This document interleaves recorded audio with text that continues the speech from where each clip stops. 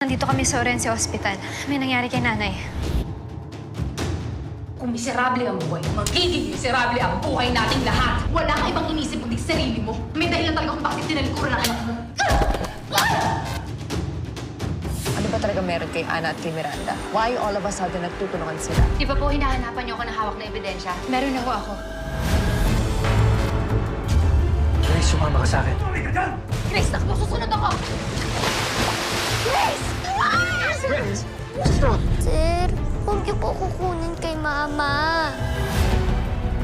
Pinaghahanap ka na ng mga pulis. Pinag-uusapan ka na ng mga tao. You're ruining your career. Pagkakataon ko na para makabawi sa kanya habang may oras pa ako.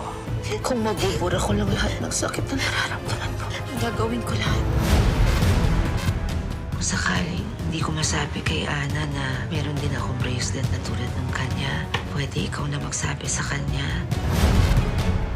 Si Ana yung batang pinapahanap niya. Anak ni Miranda si Ana. Tumawag si Sir Jimenez. Nakita niya nakausap ni Sarah at ni Ashley yung private investigator mo.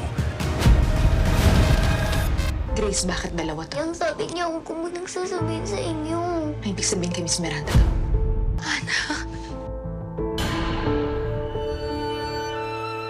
Ako ang kumidnap kay Grace Banaak. Wala hong kasalanan si Ana Sarmiento.